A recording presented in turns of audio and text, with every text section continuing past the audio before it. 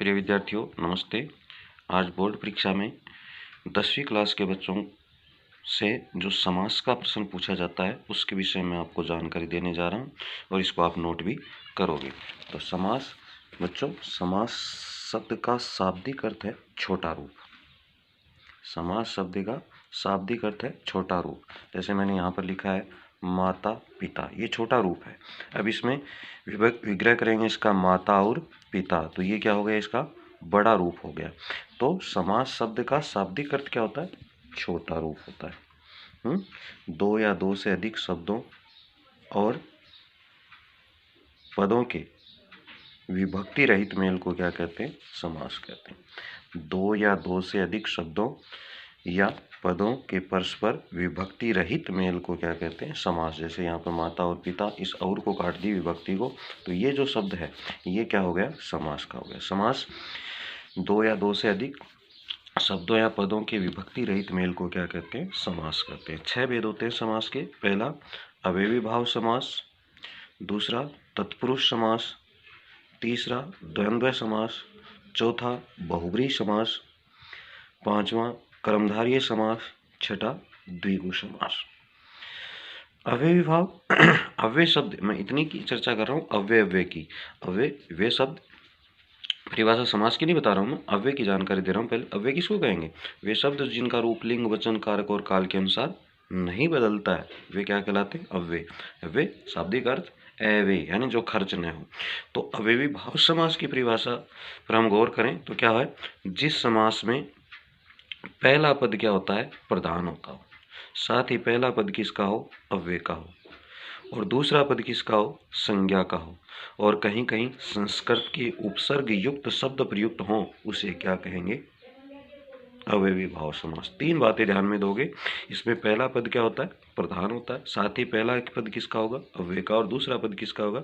संज्ञा का, और संस्कृत के उपसर्ग युक्त शब्द प्रयुक्त होंगे, उसे क्या कहेंगे? समास कहेंगे। जैसे कुछ उदाहरण में यहाँ पर बता रहा हूँ, बाकी क्या आपको नोट कर लेने। जैसे यथाशक्ति, आप लिखोगे शक्ति के अनुसार। यथाशीघ्र, जितना शीघ्र हो। यथा कर्म, क्रम के अनुसार। यथा विधि, विधि के अनुसार। यथा अवसर, अवसर के अनुसार। यथेच्छा, इच्छा के अनुसार। यथा संभव, जैसा संभव हो। प्रतिदिन, प्रतिदिन के आप कैसे भी विग्रह करो, जैसे प्रत्येक दिन, दिन दिन, हर दिन। ऐसे ये प्रत्येक, तो प्रति एक, एक एक, हर एक, प्रत्यक्ष, अक्षी के आगे। ये सारे नोट करोगे आप। घर घर, प्रत्येक घर या घर घर। हाथों हाथ, हाथ ही हाथ में। रातों रात, रात ही रात में। बीचों बीच, ठीक बीच में। साफ साफ, बिल्कुल साफ। आमरण, मरने तक या मरण पर्यंत। आसमुद्र, समुद्र पर्यंत। भरपेट, पेट भरकर। अनुकूल, जैसा कूल है वैसा। यज्जीवन, जीवन पर्यंत। निर्विवाद, बिना विवाद के। देखो अब ये उपसर्ग आ गए हैं। दरअसल, असल में। बाकायदा, कायदे के अनुसार। अजानू, जानवों तक यानी घुटनों तक। आज्ञानुसार, आज्ञा के अनुसार। द्वार द्वार, हर एक द्वार। बेमतलब, मतलब के बिना। निसंदेह, संदेह। बेखूबी, खूबी के अनुसार। सादर, आदर सहित। अनजाने, जाने बिना। अभिमुख, मुख के आगे। तो ये नोट भी करना। ये है अव्ययी भाव समास, जिसके विषय में मैंने आपको बताया। जिस समास में पहला पद क्या होगा?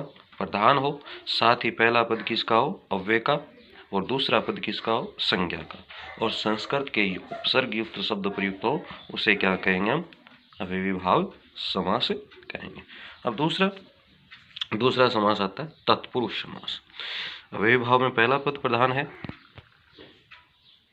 तो तत्पुरुष समास में कौन सा पद प्रधान होगा? दूसरा पद प्रधान होगा। कौन सा पद?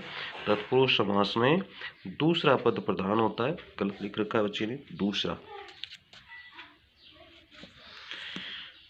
तत्पुरुष समास में दूसरा पद प्रधान होता है, अर्थात विभक्ति का लिंग वचन दूसरे पद के अनुसार होता है। इसका विग्रह करने पर कर्ता व संबोधन कारक की विभक्तियों को छोड़कर, कर्ता व संबोधन कारक की विभक्तियों को छोड़कर, कर्ता की विभक्ति तो क्या है, ने, संबोधन की क्या है, हे, ओ, अरे, को छोड़कर शेष कारक विभक्तियों का इसमें क्या होता है, प्रयोग होता है। क्या होगा तत्पुरुष समास की परिभाषा में? तत्पुरुष समास में दूसरा पद प्रधान होता है, दूसरा पद प्रधान होता है, अर्थात विभक्ति का लिंग वचन दूसरे पद के अनुसार होता है। इसका विग्रह करने पर कर्ता व संबोधन कारक की विभक्तियों को छोड़कर शेष कारक विभक्तियों का क्या होता है, लोप होता है या प्रयोग होता है। कर्ता और संबोधन कारक की विभक्ति छोड़ दे, शेष कितने कारक बच गए, 6 कारक और बच गए। तो ये 6 इसके क्या होते हैं, उपभेद होते हैं। तत्पुरुष समास के 6 उपभेद होते हैं। जैसे सबसे पहले तत्पुरुष के 6 भेद कौन कौन से? सबसे पहले कर्म तत्पुरुष, जिसकी विभक्ति क्या है, को है। जिस समासिक पद का विग्रह करते हुए को विभक्ति का प्रयोग होगा वहां पर तत्पुरुष तो है ही है, लेकिन कौन सा है, कौन सा तत्पुरुष होगा, कर्म तत्पुरुष। जैसे वन गमन, वन को गमन, को आते ही तत्पुरुष लिख रहे हो तो भी कोई बात नहीं, आप भेदों के नाम नहीं लिख करके परीक्षा में केवल मूल का ही नाम लिख दिया, जैसे तत्पुरुष समास, तो आपका सही होगा। जरूरी नहीं कि आप उसमें कर्म तत्पुरुष ही करो या कर्म तत्पुरुष करो या अन्य कोई, आप यहाँ पर आपको जानकारी दी जा रही है। जैसे को विभक्ति का प्रयोग आ रहा है तो तत्पुरुष समास तो है, लेकिन कौन सा, कर्म तत्पुरुष। जैसे वनागमन या वन गमन, सॉरी, तो वन को गमन, कृष्णार्पण, कृष्ण को अर्पण, नेत्र सुखद, नेत्रों को सुखद, जेब कतरा, जेब को कतरने वाला, प्राप्तोदक, उद्दक को प्राप्त, शरणागत, शरण को आगत। को विभक्ति का प्रयोग। अब कर्म के बाद में कौन सा कारक आता है, कर्ण, तो यहाँ पर आ जाएगा कर्ण तत्पुरुष, जिसकी विभक्ति क्या है, से या के द्वारा। जैसे ईश्वर प्रदत्त, ईश्वर से प्रदत्त, हस्तलिखित, हस्त से लिखित, दयाद्र, दया से आद्र, रत्न जड़ित, रत्नों से जड़ित, करुणापूर्ण, करुणा से पूर्ण, रसाभर, रस से भरा। करण के बाद में संप्रदान तत्पुरुष, जिसकी विभक्ति क्या है, के लिए, के लिए विभक्ति का प्रयोग तत्पुरुष था, लेकिन कौन सा, संप्रदान। जैसे विद्यालय, विद्या के लिए आलय, गुरु दक्षिणा, गुरु के लिए दक्षिणा, बलि पशु, बलि के लिए पशु, हवन सामग्री, हवन के लिए सामग्री, सत्याग्रह, सत्य के लिए आग्रह। और देख लो, वर माला, वर के लिए माला, परीक्षा उपयोगी, परीक्षा के लिए उपयोगी, विधानसभा, विधान के लिए सभा। अब चौथा आता है इसमें अपादान तत्पुरुष, जिसकी विभक्ति क्या है, से अलग होना। से करण की भी विभक्ति है, लेकिन से में उसमें जुड़ा हुआ है, इसमें क्या है, अलग होने का भाव होता है। जैसे ऋण मुक्त, ऋण से मुक्त, अब अलग होने का भाव हो गया। मार्ग भ्रष्ट, मार्ग से भ्रष्ट, पदच्युत, पद से च्युत यानी अलग, देश निकाला, देश से निकाला, शक्तिहीन, शक्ति से हीन, धर्म विमुख, धर्म से विमुख, आशातीत, आशा से तीत। फिर अपादान के बाद में पांचवा आता है संबंध तत्पुरुष, जिसकी विभक्ति क्या है, का, के, की। इन विभक्तियों का प्रयोग आ रहा हो तो वो क्या होगा, तत्पुरुष तो है ही है, लेकिन कौन सा, संबंध तत्पुरुष। जैसे मंत्री परिषद, मंत्रियों की परिषद, राजमाता, राजा की माता, प्रेम सागर, प्रेम का सागर, राजकुमार, राजा का कुमार, आमचूर, आम का चूर्ण, रामचरित, राम का चरित, वीर कन्या, वीर की कन्या, हनुमान भक्त, हनुमान का भक्त, उद्योगपति, उद्योग का पति, देश सेवा, देश की सेवा, स्वागत करता, स्वागत का करता। अब इनमें क्या है, का, के, की का प्रयोग हो रहा है, तो संबंध तत्पुरुष हो गए। अंतिम है अधिकरण तत्पुरुष, जिसकी विभक्ति क्या है, में, पे, पर।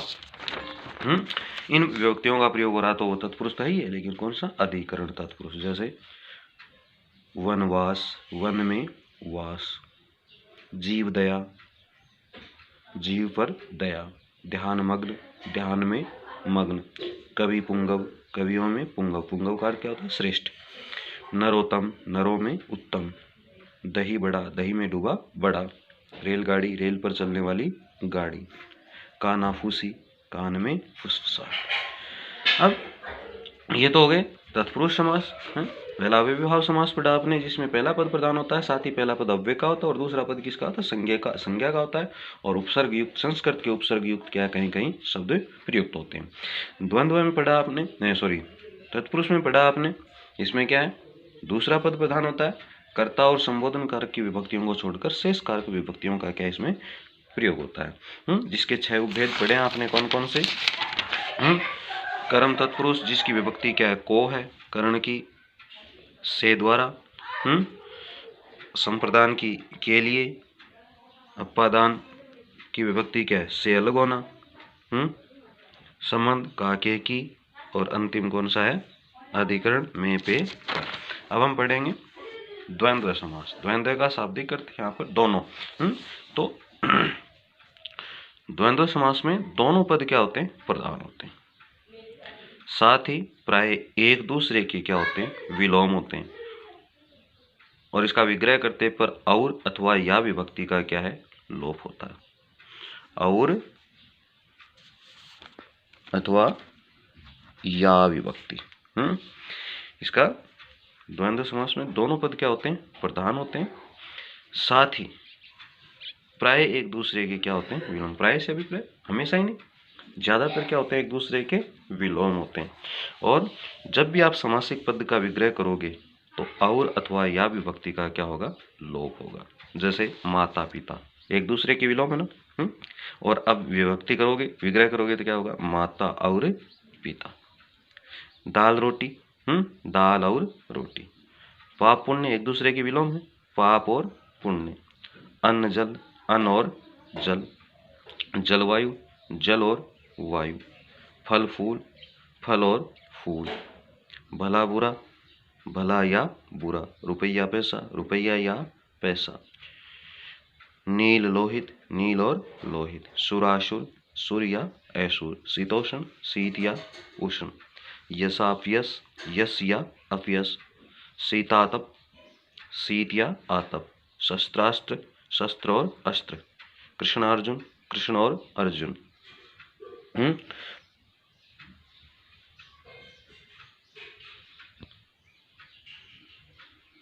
माँ बाप,